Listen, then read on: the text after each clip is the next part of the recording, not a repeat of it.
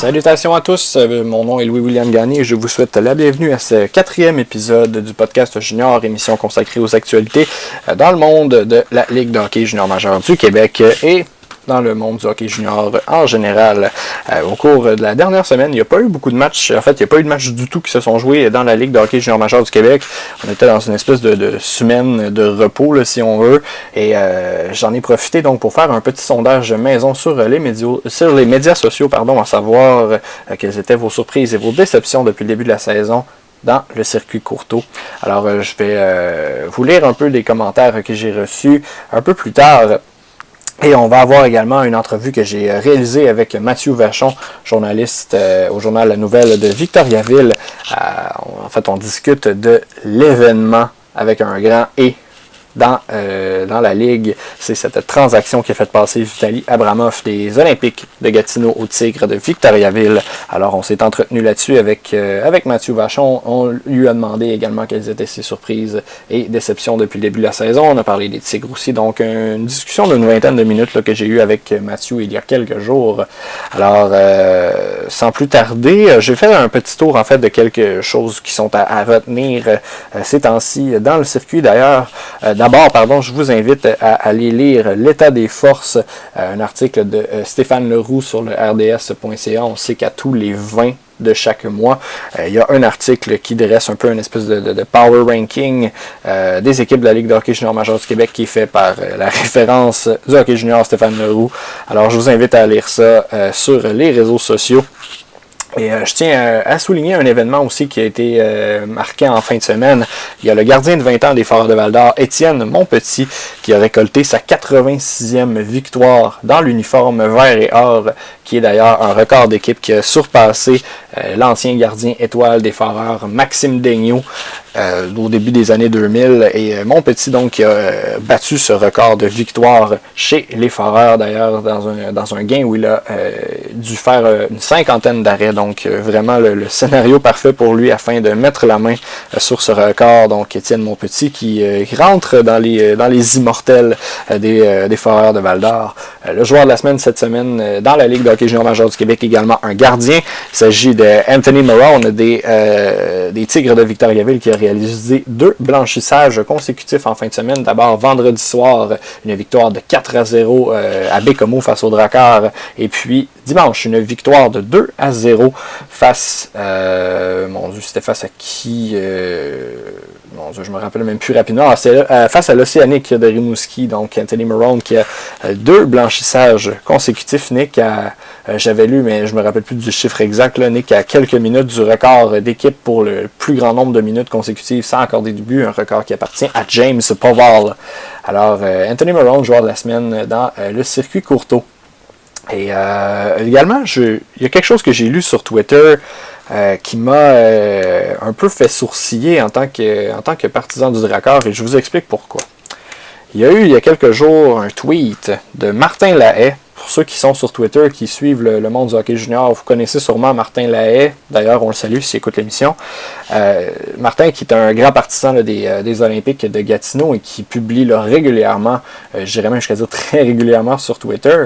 Et Martin Lahaye qui a dit qu'Alexandre Texier avait retiré tous les éléments de son profil qui le rapportaient à son équipe finlandaise où il évoluait en fait depuis le début de la saison.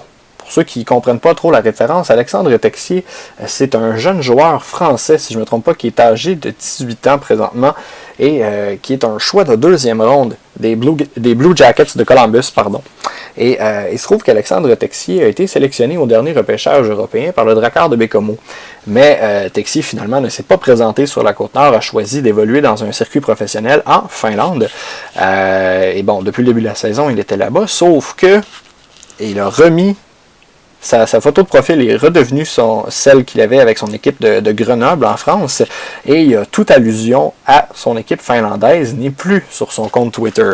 Alors, la supposition, est-ce que Alexandre Texier, est-ce que les partisans du Drakkar finalement vont avoir un petit cadeau de Noël et que Texier va s'aligner sur la Côte-Nord? Peut-être, on lance ça en l'air comme ça, mais disons que le scénario semble plus probable présentement qu'il l'était il y a de cela quelques semaines, voire quelques mois. On sait que la direction du Record n'avait pas abandonné du tout là, dans le cas d'Alexandre Texier. Donc ça, c'est un dossier qui est peut-être à surveiller.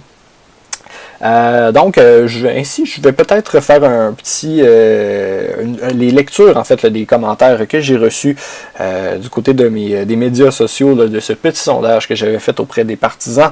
D'abord, il y a Olivier Morin de 100% Junior, d'ailleurs on salue Olivier, je sais qu'il écoute l'émission, qui dit que Québec le surprend énormément depuis le début de la saison. Baribeault fait un travail incroyable devant le filet également la saison de Mathieu Boucher.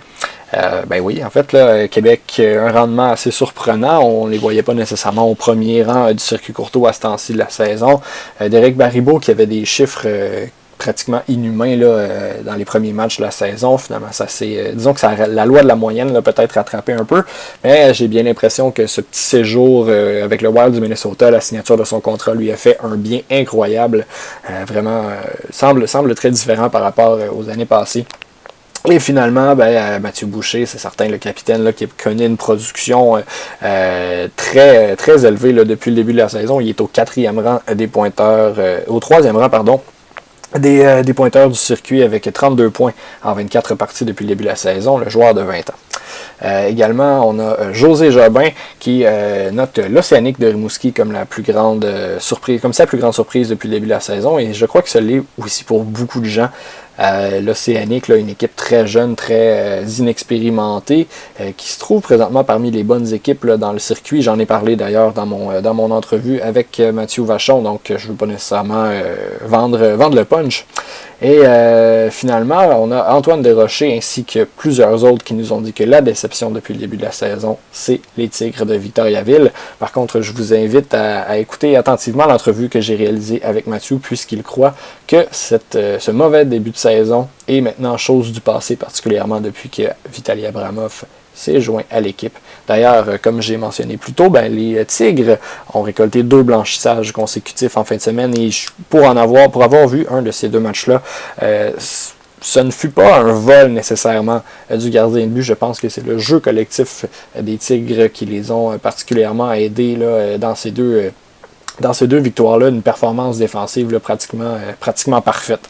Alors, est-ce que c'est l'éveil finalement des Tigres de Victoriaville? Est-ce que c'est l'étincelle que la formation avait besoin? Disons que les choses débutent bien maintenant que Vitaly Abramov porte l'uniforme des Tigres de Victoriaville. Alors, moi personnellement, je vais donner peut-être mes surprises personnelles avant d'y aller avec l'entrevue avec Mathieu. Alors, moi, ma surprise, je vais dire du côté des équipes, je trouve que les Wildcats de Moncton, bien qu'ils en ont perdu beaucoup, on s'entend, il avait commencé un départ là, canon au premier rang du circuit, mais j'aime beaucoup ce que cette équipe-là fait. Je pense qu'ils ont une avancée supérieure à ce qu'ils auraient dû avoir. Ils sont présentement au 7e rang du classement général avec 13 victoires, 8 défaites et 3 défaites en surtemps, donc joue pour 604. Défensivement, ça va pas très bien. Par contre, c'est une équipe qui est au 4e rang. En fait, c'est plutôt, devrais-je dire, au 15e rang au niveau des buts contre avec 88. Donc, c'est une équipe qui marque beaucoup de buts, qui est 3e au niveau des buts pour et qui est 15e au niveau des buts contre. Donc, on n'a pas de misère à marquer les buts, mais disons qu'arrêter la rondelle est pas mal plus difficile. Par contre, les jeunes joueurs de cette équipe-là, vraiment, ont connu une éclosion particulière, et je pense ici à un joueur que j'aime beaucoup, j'en ai déjà parlé, Jacob Pelletier, la recrue de 16 ans. Vraiment, tout simplement incroyable à voir aller. Sinon, une autre équipe que j'aime beaucoup, je dois dire, les Huskies de Rouyn-Noranda. J'ai beaucoup de respect pour le travail que fait Gilles Bouchard avec cette organisation-là. On en a parlé également. Les jeunes Huskies qui sont présentement au 4e rang du classement général, seulement 1 point derrière l'Armada de Blainville-Boisbriand, qui sont au sommet de la section ouest. Et les Huskies, on sait, c'est une très jeune équipe qui a beaucoup de recrues, mais qui compte quand même sur quelques vétérans. Alors, les pièces du puzzle sont vraiment sont vraiment toutes bien ensemble. En fait, tout concorde, en tout cas pour le moment, avec les Huskies. Donc, la reconstruction ne paraît pas pour le moment, parce qu'on sait les Huskies ont eu des très bonnes équipes dans les 2 dernières années et ont perdu beaucoup de vétérans. Alors, pour l'instant, disons que la reconstruction ne paraît pas trop chez les Huskies et vraiment, je tiens à lever mon chapeau au directeur général et entraîneur-chef Gilles Bouchard. Chez les joueurs, les statistiques individuelles, on va dire, les surprises chez les joueurs depuis le début de la saison, je pense qu'il faut quand même mentionner le premier pointeur au classement, Drake Batherson. On sait que c'est c'est un peu particulier parce que c'était une recrue l'an passé, mais c'était une recrue à 18 ans. Donc, il faut quand même relativiser là-dessus. Mais je pense pas que personne s'attendait à ce que Batherson se trouve au premier rang des pointeurs avec 37 points en 22 parties au début de la saison. Alors, je pense que c'est quand même digne de mention. Personnellement, vous allez dire que mon jupon dépasse peut-être un peu, mais j'aime beaucoup ce que fait Jordan Martel depuis le début de l'année au 5e rang des pointeurs dans le circuit avec 28 points en 22 parties. Martel, qui est un joueur un peu inconnu, je dirais, qui l'an dernier, quand même, si on regarde les statistiques, on fait « Ah, ben oui, quand même, c'est quand même à considérer. » Une cinquantaine de points l'an dernier, 25 buts à 18 ans. Donc, les statistiques, là, on va quand même bonnes. Et Martel, là, qui présentement est au-dessus du point par match, est au 5e rang des pointeurs dans la Ligue. Alors, une belle éclosion pour le jeune homme du Saguenay. Et je vais dire finalement là, une autre surprise là, qui est bien connue dans le circuit. Il a baissé un peu au niveau de la production et présentement au 16e rang des pointeurs, Robert Lynch, qui a 24 points en 23 parties, qui était ni plus ni moins qu'un joueur d'utilité l'an dernier, là, se trouve parmi les meilleurs joueurs de son équipe cette année. Qui aurait pu dire que Robert Lynch connaîtrait une saison aussi productive jusqu'à présent? Ben, personne. Alors, je pense que ça fait le tour du côté de mes surprises. Alors, je vais vous faire jouer cette entrevue que j'ai réalisée avec Mathieu Vachon. Ça dure une vingtaine de minutes. On touche à beaucoup de sujets. Vous allez voir, c'est assez intéressant. Alors, on rejoint en ligne Mathieu Vachon du Journal La Nouvelle de Victoriaville qui est avec nous pour parler de ses surprises et déceptions cette année dans la Ligue de hockey junior majeur du Québec jusqu'à présent. Et avant toute chose, on va faire un récapitulatif en fait où on va parler de la transaction de Vitaly Abramov qui est survenue hier. Donc Vitaly Abramov qui passe des Olympiques de Gatineau aux Tigres de Victoriaville. Donc on est très bien placé pour parler avec quelqu'un qui est bien au courant du sujet. Salut Mathieu. Salut, ça va bien? Oui, ça va bien, merci toi-même. Oui, ça va très bien, merci. Oui, comme je disais en intro, donc, peux-tu nous faire un peu, je ne sais pas si tu as eu plus d'informations que ce qui a été donné, peux-tu nous résumer un peu ce qui s'est passé dans cette transaction-là, qu'est-ce qui est impliqué? Oui, donc Vitaly Abramov débarque à Victoriaville en compagnie d'un choix de 6e tour en 2018 de la part de Gatineau.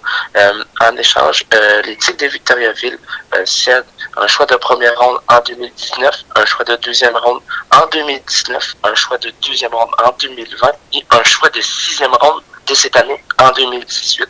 Donc, ça ressemble un peu à ça du côté de ce qui est donné chez les Tigres. Et, fait important à mentionner, la transaction est complète en elle-même. Il n'y aura pas, j'appelle ça moi des trade slingshot. Ça sera pas ça, c'est vraiment complet, ça serait terminé dès aujourd'hui. OK, donc il n'y aura pas de rétroaction, genre on ne donnera pas un jeune joueur en retour du choix de première ronde qui est donné, etc., comme il se voit à l'occasion. Exact, ça serait terminé, ça, il n'y aura plus de transactions en lien avec l'initial concernant Abramov et ces choix-là. OK. J'avais cru voir à quelque part, écoute, je me souviens plus où, j'imagine que c'était sur Twitter, que ça ressemblait un peu au niveau des choix qui ont été donnés, ça ressemblait un peu à la transaction qui avait amené Timo Meier à Rouyn-Noranda il y a 2 ans, donc ça se comparerait un peu à ça. Selon toi, est-ce que le prix, qu'est-ce que tu penses du prix qui a été payé en fait? Honnêtement, j'ai été surpris qu'il soit aussi peu élevé. Je sais pas qui a fait en sorte que le prix en arrive à ça, mais d'après moi, Kevin Cloutier a bien manœuvré dans ses négociations pour en arriver à débourser un tel prix.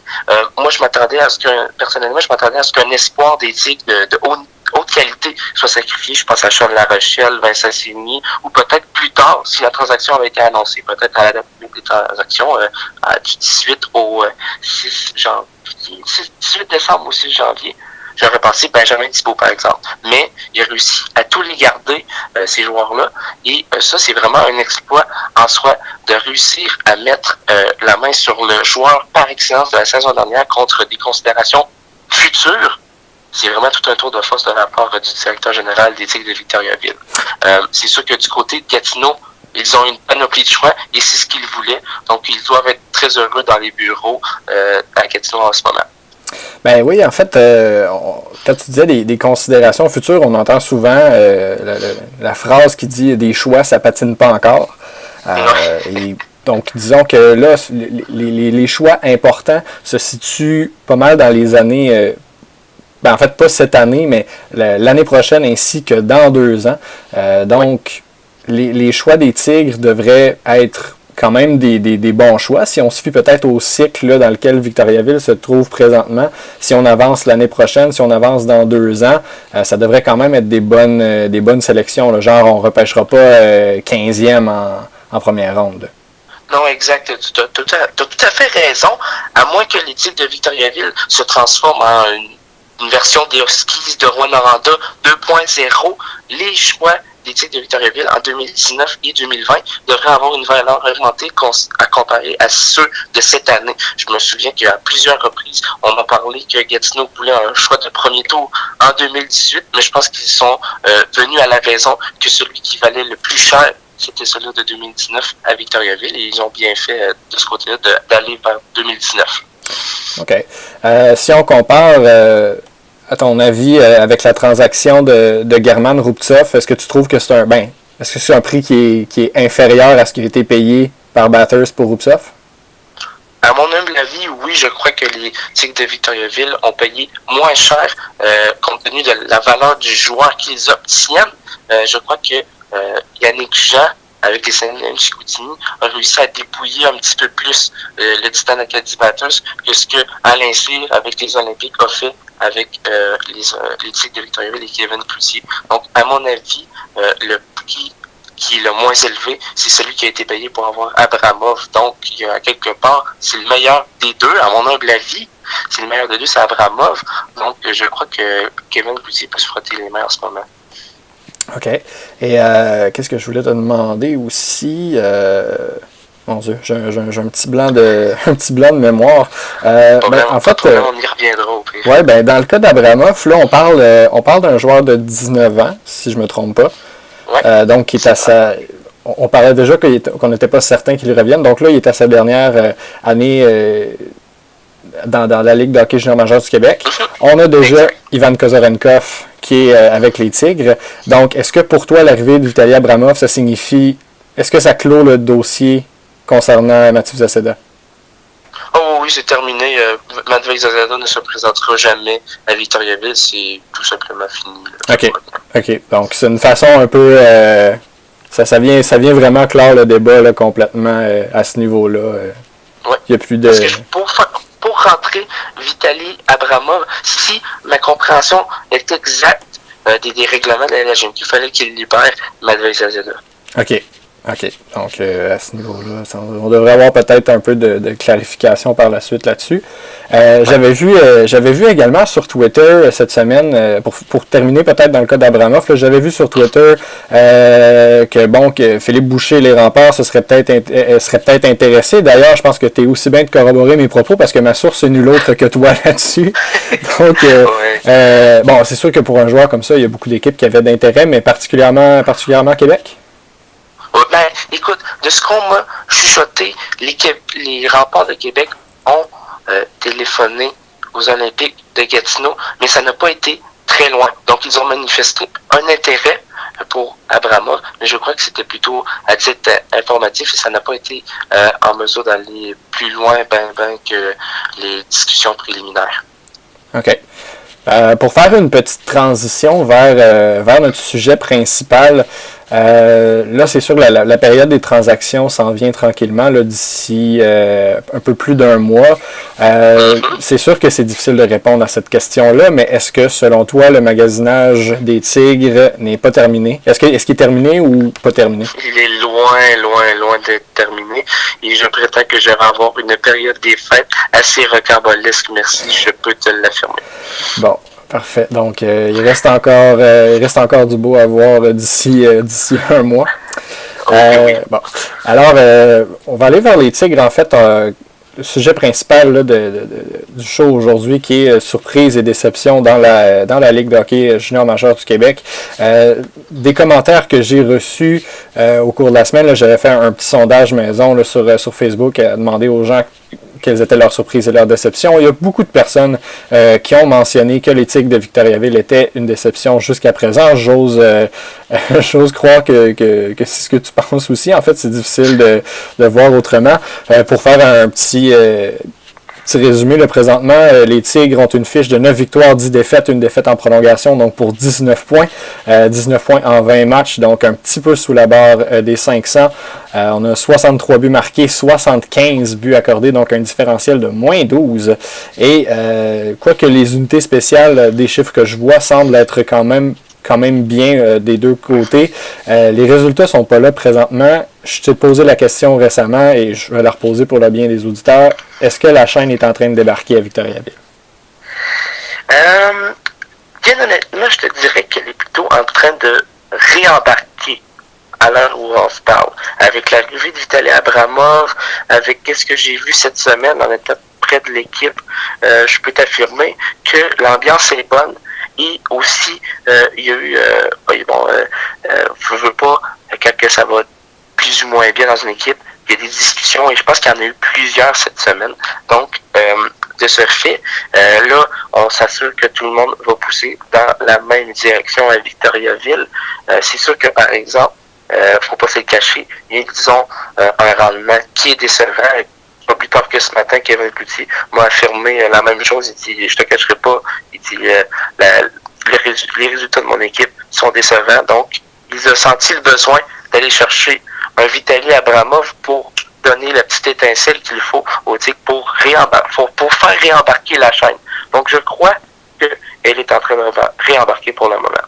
OK, donc le pire serait derrière eux pour l'instant, du moins. Je leur souhaite, bien franchement.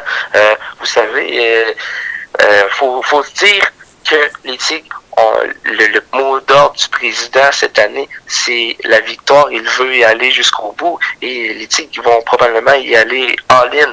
Donc, d'une certaine manière, il faut que les victoires se fassent de manière plus régulière. Et le mot d'ordre qui vient de ce que j'entends à l'intérieur du vestiaire et aussi avec le personnel entraîneur, c'est la constance qui doit être améliorée. On travaille en ce sens présentement chez les Tigres. OK. Avant de passer du côté de la Ligue en général, à l'interne chez les Tigres, surprise, déception? Chez les joueurs peut-être?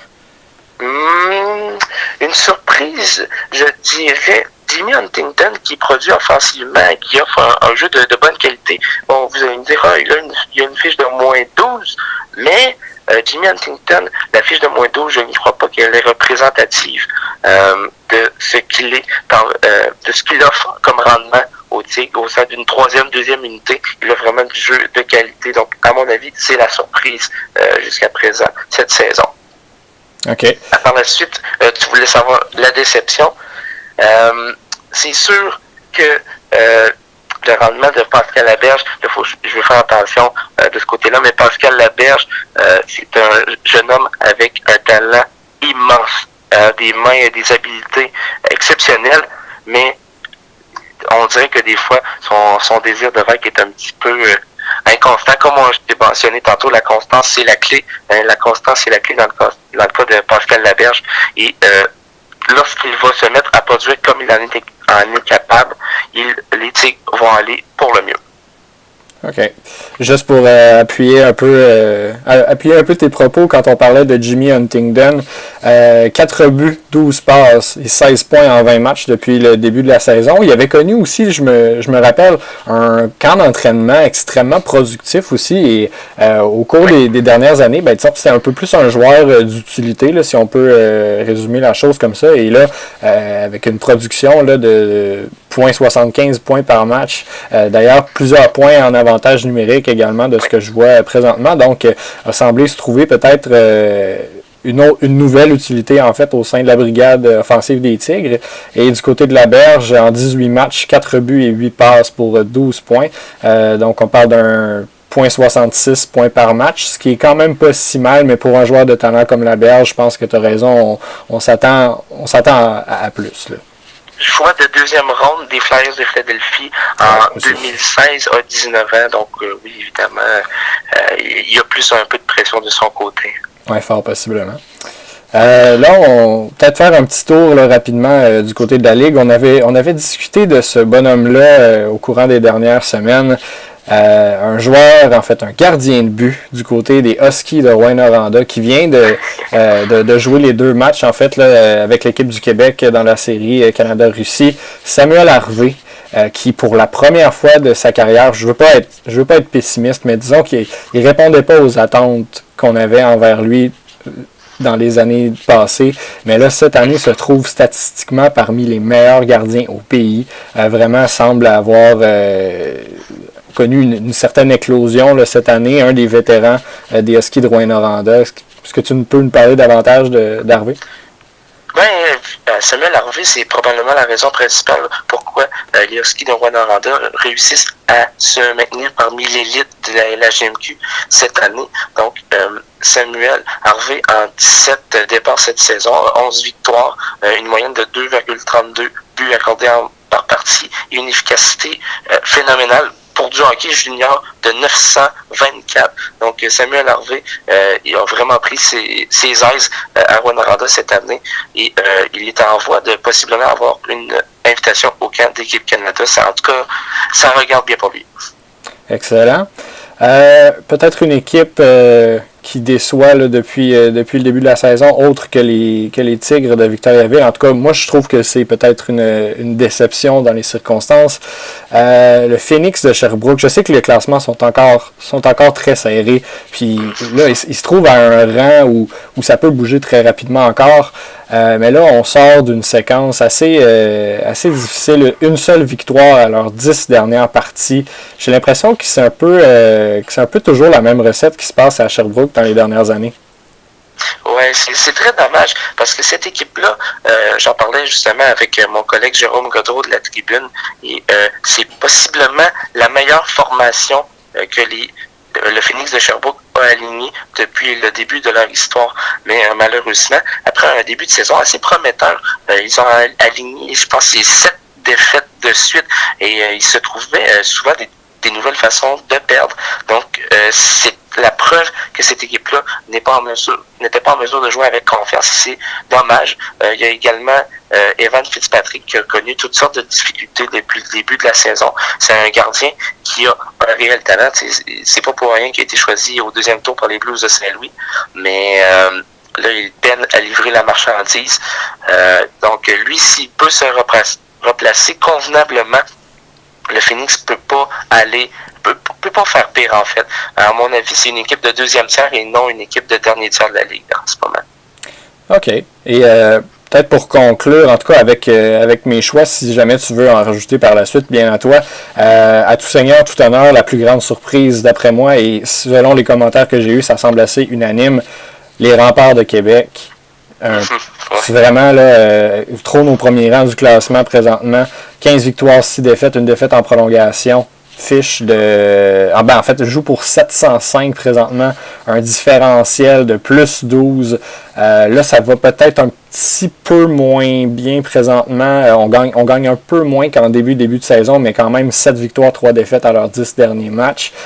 Statistiquement, on dirait que c'est une équipe qui se tient un peu partout au milieu des classements, là, que ce soit les buts pour, les buts contre, l'avantage numérique, les unités spéciales en général, mais c'est une équipe qui trouve toujours le moyen de gagner, on dirait. Oui, exactement. Avec un bon gardien comme Derek Baribeau, une défensive solide en général, une attaque qui est capable de marquer un peu avec tous ces trios.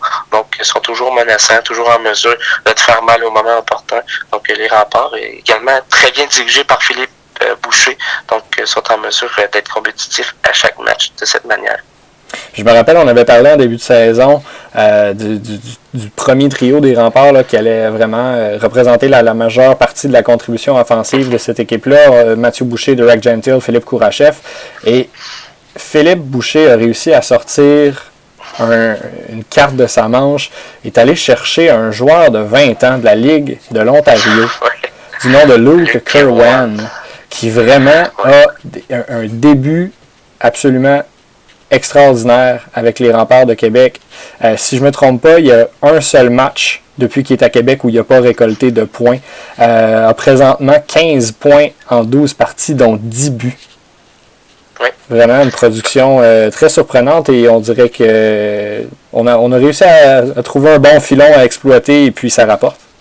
Fait intéressant à mentionner, Luke Kerwan, à 16 ans, était considéré comme un potentiel choix de premier tour au repêchage de la Ligue nationale, si ma mémoire est bonne. Donc, il s'est passé quelque chose avec son développement et là, il était peut-être en train de retrouver ses repères à Québec. Ouais, peut-être de relancer sa carrière, qui sait. Exact. Pour terminer, est-ce que, outre ce qu'on a parlé, est-ce que tu as des observations, surprises et déceptions depuis le début de la saison dans la Ligue? Ben, moi, pour ma part, au début de la saison, j'avais mentionné l'Océanique de Rimouski, 8e, si ma mémoire est bonne. Et on avait ri de moi, on disait que j'étais beaucoup trop optimiste dans le cas de l'Océanique de Rimouski. Mais moi, dans mon esprit, on ne doit jamais sous-estimer Serge Beausoleil. Et à date, Serge Beausoleil me donne raison. Son équipe est présentement au 5e rang du classement général, affiche la meilleure défensive de la Ligue avec 49 buts seulement accordés, a un duo de gardiens assez inexpérimenté avec Colton Ellis, un jeune homme très talentueux de 17 ans, et aussi Jimmy Lemay, ont une défensive inconnue, composée d'inconnus, avec comme meneur Chase Stewart, anciennement des Sea Dogs de Saint-Jean, et réussissent à marquer assez de buts pour l'emporter avec leurs jeunes recrues à l'attaque avec Alexis Lafrenière, Dimitri Zavgorovny, Mathieu Bizier et compagnie. Donc, vraiment, l'Océanique de Rimouski, c'est une équipe très surprenante, mais une belle équipe à voir aller. Particulièrement dans le cas de Rimouski, on l'a vu sur la route dernièrement, je pense au cours de la dernière semaine ou des 2 dernières semaines, on jouait 4 matchs en 5 soirs en Abitibi, ça a fait les manchettes ça, dernièrement. Donc 4 matchs en 5 soirs en Abitibi, 2 matchs à Val-d'Or, 2 matchs à Rouyn-Noranda. On perd le premier match en prolongation, si je ne me trompe pas, et on gagne les 3 suivants. Donc 7 points sur 8 amassés sur la route, 4 matchs en 5 soirs, sans Alexis Lafrenière. Vraiment, là, je pense que c'est là que les gens se sont ouverts les yeux et ont fait « Oh, cette équipe-là est très sérieuse présentement. » Imaginez, Alexis Lafrenière, ça fait un mois qu'il a 16 ans. Et je ne peux que s'élever à l'idée de voir qu'est-ce qu'il va pouvoir faire à ses 18 ans dans la LGMQ. Ça va être tout simplement phénoménal. Ah, certainement. J'ai aucune misère à croire ça, absolument. Je suis convaincu de ça. Alors, Mathieu, écoute, je te remercie beaucoup d'avoir participé à l'émission encore une fois. Un énorme plaisir de te parler et au plaisir que ça se fasse un peu plus souvent. Plaisir partagé. Merci, Louis William. À la prochaine. À la prochaine. Voilà. Alors, pour la dernière portion du podcast, j'ai décidé de faire un petit éditorial sur Facebook en live. Alors, je sais pas, j'avais envie d'essayer cette formule-là. On va voir si ça fonctionne bien. Puis si c'est le cas, ben tant mieux, puis on retentera l'expérience. Alors, comme dit le titre de la publication, je vais faire un éditorial sur les Olympiques de Gatineau. Parce qu'on en a parlé dans l'entrevue avec Mathieu. Il y a eu la transaction de Vitaly Abramov et tout ça, et puis ça a engendré un phénomène assez spécial. J'ai vu ça sur Twitter, et quand j'ai vu ça, cette nouvelle-là, ou ce point-là, ou ce propos-là, j'ai failli faire un AVC tellement je suis tombé en bas de ma chaise. C'est un tweet de Martin Lahaye, dont j'ai parlé tantôt. Je replug Martin encore pour une deuxième fois dans le podcast du jour. Et ce que Martin disait, c'est que ça a de l'air, et j'espère que c'est qu'une rumeur, et surtout j'espère que c'est pas vrai, mais ça aurait de l'air qu'il y a des gens qui sont allés voir, en tout cas, ou qui ont fait, bref, pour résumer, qui ont demandé à être remboursés de leur billet de saison. Et je ne sais pas si c'est à cause que Vitaly Abramov a quitté, En tout cas, le timing laisserait dire que oui, mais bon. Et quand j'ai vu ça, j'ai été tellement choqué d'apprendre ça. J'ai pas de mots pour dire ce que je pense de des gens qui font ça. Aller demander que leur billet de saison soit remboursé parce qu'un joueur a été échangé, c'est ridicule. Ridicule. Ça me fait sortir de mes gonds. Puis là, je me retiens, j'essaye d'être poli avec les gens. Là. Mais j'ai beaucoup de misère avec ça parce que je peux vous dire une affaire. S'il fallait que tout le monde qui a des billets de saison veulent lâcher leur équipe après que qu'il y ait un joueur vedette qui a été échangé, là, il y a bien des franchises dans la Ligue de hockey junior majeure du Québec qui n'existeraient plus depuis bien longtemps si les gens faisaient ça. Vraiment. Et là, c'est pas des gens qui vont au hockey une fois de temps en temps là, qui ont fait ça. Non, non. C'est des gens qui ont des billets de saison. C'est des gens qui payent des gros montants pour aller voir leur équipe. Puis je comprends ce point-là, qu'on paye pour des billets, puis on va avoir un bon spectacle, puis tout ça, mais c'est parce que c'est une réalité du hockey junior, puis il faut que les gens comprennent ça. Puis je trouve que c'est pas digne de des vrais partisans de hockey junior de voir ça. Ça me déçoit, puis ça me choque vraiment, vraiment beaucoup d'avoir vu ça. J'espère que c'est une rumeur, puis j'espère que c'est pas vrai, parce que je sais pas quoi dire d'autre. S'il fallait vraiment que tout le monde fasse ça, il y aurait plus ben d'équipes viables dans la Ligue de hockey junior majeur du Québec.